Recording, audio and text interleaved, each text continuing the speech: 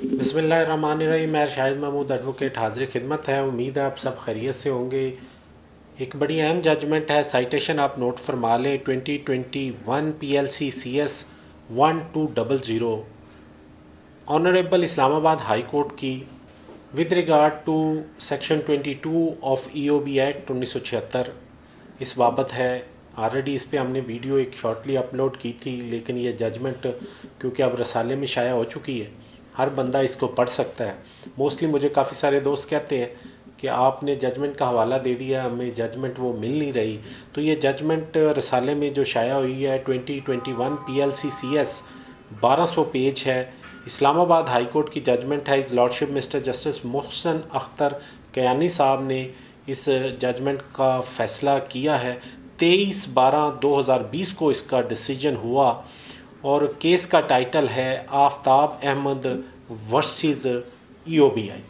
और इस केस में ये होल्ड हुआ कि EOBI में जो सेक्शन 22 की बाइफरकेशन की गई है, जिसको पूरी तफसील में हमने बताया था, इसमें जो कैटेगरीज़ मेंशन की गई हैं, जो जनरल ग्रुप है उसमें 15 साल तक की कंट्रीब्यूशन लाजमी है, वो जनरल ग्रुप 18 साल से 40 साल तक है। और जो सेकंड ग्रुप है, जो 40 साल से अबव वाला ग्रुप है और लेकिन 45 से कम वाला है, उसमें 7 साल कंट्रीब्यूशन है। इस तरह जो 45 से अबव वाले लोग होंगे और उनके लिए 5 साल कंट्रीब्यूशन है। पूरी तफसील से हमने वीडियो ऑलरेडी अपलोड कर दी है। इस वक्त हम शॉर्टली सिर्फ आपको ये बताने जा रहे हैं कि ये जजमेंट्स आपको अवेलेबल है, आप इसकी पूरी तफसील से पढ़ सकते हैं। और इसके साथ साथ भी ऑनरेबल इस्लामाबाद हाई कोर्ट ने मज़ीद तकरीबन 9 जजमेंट्स का फ़ैसला किया।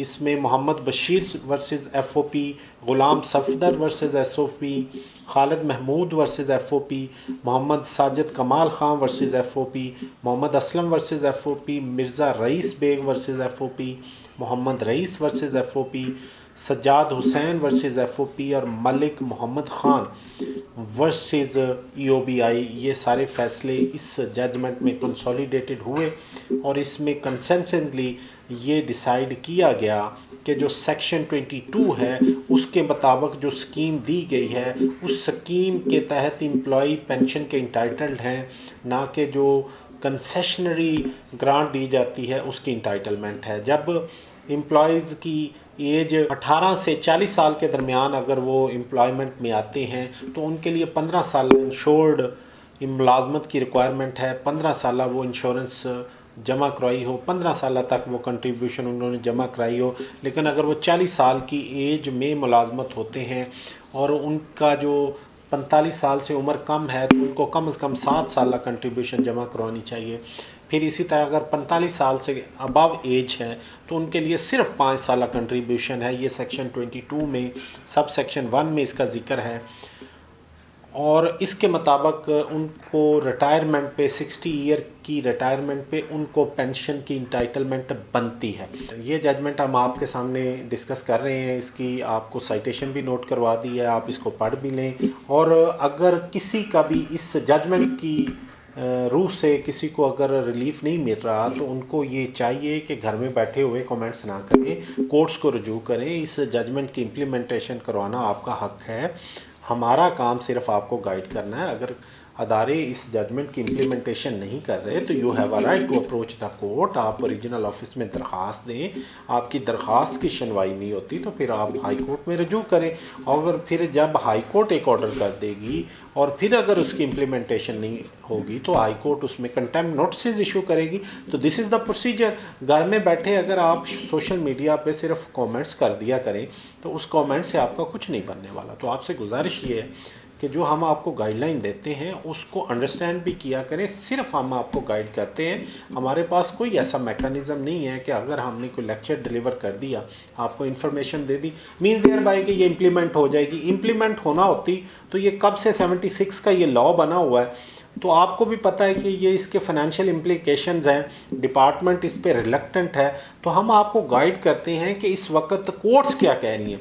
तो कोर्ट्स की जजमेंट्स पे आप अपनी फेवर में एक स्ट्रॉन्ग आर्गूमेंट्स ले सकते हैं। तो जो हमारी ख्वाहिश है इसको पॉजिटिव देखा करें, ना कि आप इसको हमेशा डिस्कार्ड कर देते हैं, विच इज़ वेरी अनफॉर्चुनेट। और یہ کوئی اپریشیٹیبل نہیں ہے کہ جس کا دل چاہتا ہے منہ اٹھا کے عجیب سے کمنٹس کر دیتا ہے. Be careful. ہم آپ کے لیے جو اویلیبل، اگر ہم نے آپ کو مس گائڈ کیا تو اس پہ پھر آپ کا رائٹ ہے، آپ جس طرح کی مرضی. اب کافی سارے دوستوں نے یہ کمنٹس کیا ہے جی امپلیمنٹیشن تو ہوتی نہیں ہے، کب امپلیمنٹیشن ہوگی؟ ہمیں صرف یہ بتایا جائے امپلیمنٹیشن ہوگی کہ نہیں ہوگی. بھائی یہ ارباب اختیار آپ کے بیٹھے ہیں، ان کا سر پھاڑیں جا کے. ہم آپ کو گائیڈ کر رہے ہیں تو یہ گائیڈ لائن کو آبزرو کرنے کی عادت ڈالیں، انڈرسٹینڈ کریں. یہ آپ کے اسٹانس کو اسٹرینتھن کرتی ہے، آپ کی آرگومنٹس کو اسٹرانگ کرتی ہے. ہم جو آپ کو ایک گائیڈ لائن دیتے ہیں اس میں ججمنٹس ہوتی ہیں، اس میں رولز کا حوالہ ہوتا ہے، جو اس وقت لیٹسٹ اویلیبل چیزیں ہوتی ہیں وہ ہم آپ سے ذکر کرتے ہیں. تو آج تک کے لیے اتنا ہی. میں شاہد محمود ایڈوکیٹ کو اجازت دیجیے. دعاؤں میں یاد رکھیے، اپنا خیال رکھیے. اللہ نگہبان.